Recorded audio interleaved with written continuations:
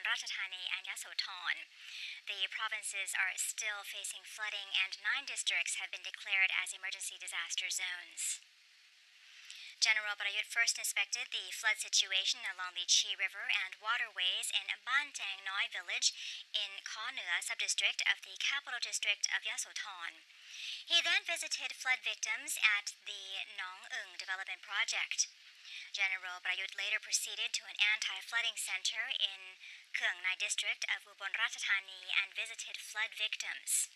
The Premier instructed authorities to quickly expedite help using machinery and flat-bottomed boats, set up relief aid centers, and provide food.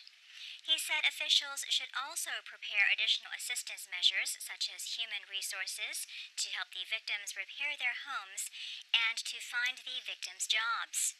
According to Ubon Ratchathani Provincial Governor Sarit Withun, Keungnai district is still facing inundation. He said although all 25 districts of the provinces are facing floods, only 9 have been declared as emergency disaster zones.